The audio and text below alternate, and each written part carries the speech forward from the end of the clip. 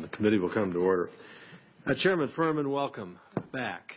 We very much appreciate your willingness to come and speak with us following the economic report of the President. It's important for us to understand what is in this and get your take on it and where we're going. It certainly helps us in terms of our policy-making decisions going forward. I want to welcome you here and thank you for your participation. Vice Chairman Teaberry, Ranking Member Maloney, and all of us welcome you and thank you for your willingness to continue this long-standing tradition that we have, that the Chairman of the Council of Economic Advisors testifies before the Joint Economic Committee. This year marks the 70th anniversary of the Council of Economic Advisors and the Joint Economic Committee, both of which were created to advise our respective branches of government on a wide range of matters affecting the economy. We appreciate this annual opportunity to engage in dialogue and look forward to discussing this year's economic report. Much has been learned over the course of this slow growth recovery that we're in, and these lessons will only continue for the foreseeable future.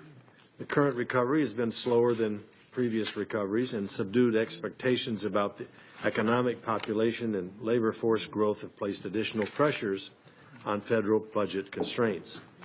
However, I don't accept the often mentioned assertion that we have entered a new normal of slower economic growth.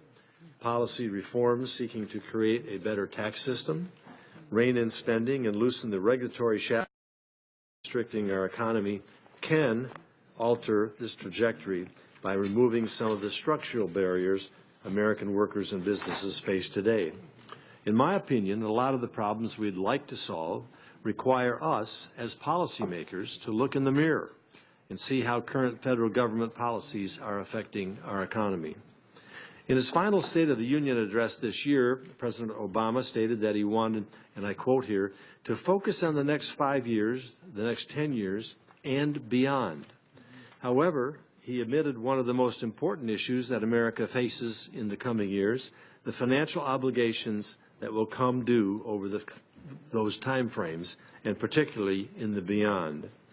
Debt was not mentioned once in his address, and how to achieve fiscal sustainability was not among the 4 questions the President argued that we as a country have to answer. I found this to be a glaring omission, given how our national debt has risen so sharply over the past 7 years, from $10.6 trillion when President Obama took office to now over $19 trillion. This accumulation of such staggering levels of debt is nothing short of reckless, and the situation will only get worse the longer we wait to address it. According to a recently released report by the Nonpartisan Congressional Budget Office, in just 10 years, spending on mandatory spending programs and interest on the debt will consume nearly 99% of all federal revenues. Clearly, this path is unsustainable. So if we don't work now to correct this disturbing trajectory, our ability to pay for essential government functions will be severely constrained, our economy will suffer, and our national security will be at risk.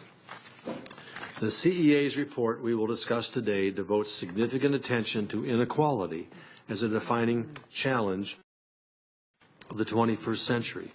However, I think it's important to recognize that intergenerational theft is also a form of inequality, a particularly severe one that our children and grandchildren are poised to inherit.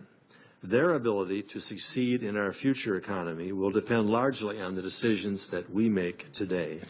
For the American dream to remain attainable for future generations, we must accept the reality of our fiscal situation and act responsibly by addressing it immediately. I look forward to discussing these issues